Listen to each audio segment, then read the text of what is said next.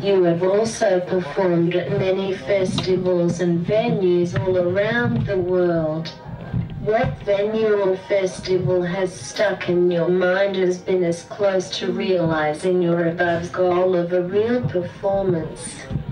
Have you had a show that has... I think I will be always forever searching for that performance that will have it all. I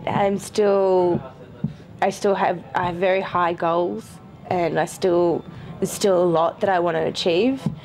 But as far as performing at some amazing events and festivals, I've been very blessed to be able to do amazing shows myself.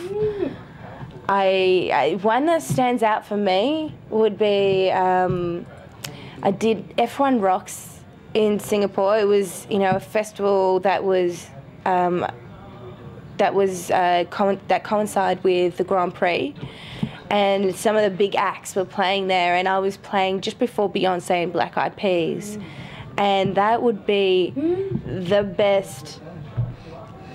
I don't know, there was something about the vibe in Singapore. It was really hot, it was really sweaty, and there were lots of lights. It was a big stage, but the crowd was insane. And, as a DJ, as a performer, like, an amazing crowd is the best thing ever, and one that's ready to get loose and just be wild and have no inhibitions. And there was something about that crowd that night, and I think it was probably because of Beyonce and Black Eyed Peas, but they were very well. It was really well received, and I remember they spent like 2 hours on my hair, styling it. It was nice and wavy. It was beautiful hair, right? And I stepped out on stage. Within 10 seconds, that hair that was nice and wavy and long turned out to be like this big boof, like all frizzy, and completely dropped. Like, it was no longer a style, it was no longer styled. And I was wet, completely wet, but it didn't matter.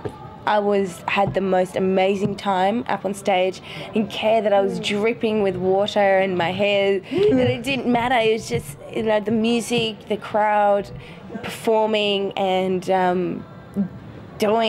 just being there was everything. It didn't really matter.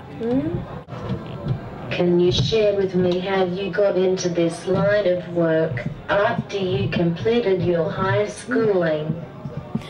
After I completed my high schooling, I was working on original music.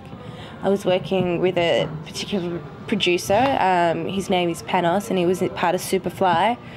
And he's originally from the UK.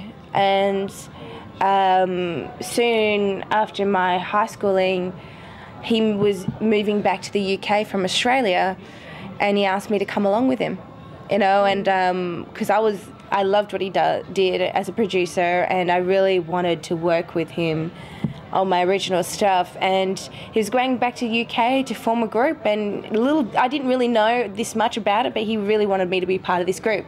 And this is the group that I'm talking about that broke apart, and that's when I started DJing. But I was over there, and we worked on an album. It was fully produced, and it was fully written, fully recorded. It was complete, and we got signed to a record label over there called Polydor, which is a major record label. And but then it fell apart, and that's a very simple way of explaining how it happened. There is a lot of things that have happened. It's not just that have come and then kind of failed and not kind of worked out. But everything that happened led me to this point now where I am right now, and otherwise I wouldn't be here. I wouldn't be DJing, and I wouldn't have be at that point of, kind of feeling like I've lost it all, and that feeling of not feeling like it's the end and I might have to go and do something else was the turning point. That was when I discovered DJing, and that's when my mind opened up. And I think that's what happens, when you fail and you keep failing, and I think it always ends up being positive because you open doors that you wouldn't have thought of before, So you know, regardless of, you know, releasing original music or not, you know, I love my DJing, you know, and I'll never ever give that up.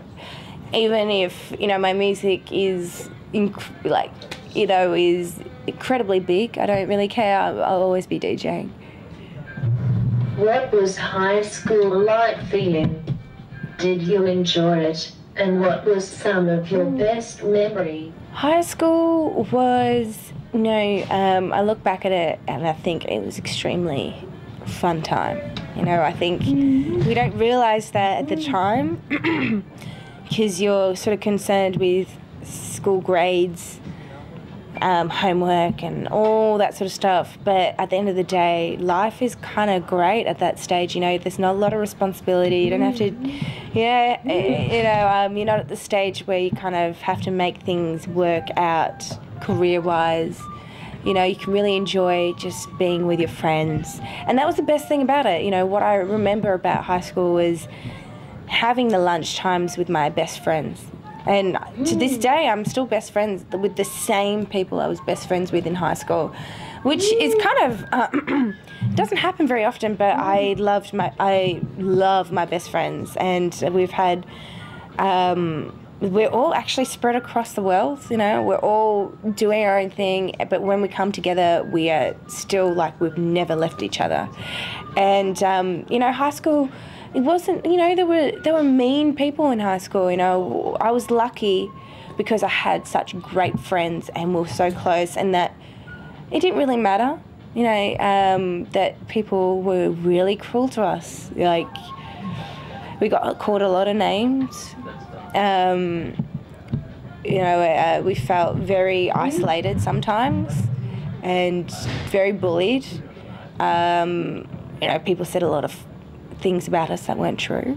Kind of like now, actually. I think maybe it was preparing me for this time of life. No, but, you know, the girls were very mean. Like, the girls are incredibly mean, you know, to us. And we were called the Barbies, and we were very, like, they made us to be something that we were not, you know, and without knowing us, which is very much what happens, I think, in media today. But you know, I had a good time. I think of those times as, oh, thank you. I think of those times. I still look back on those times and think it was a lot of fun. And I think it was because I had those best friends that it didn't matter, that we accepted each other for our faults.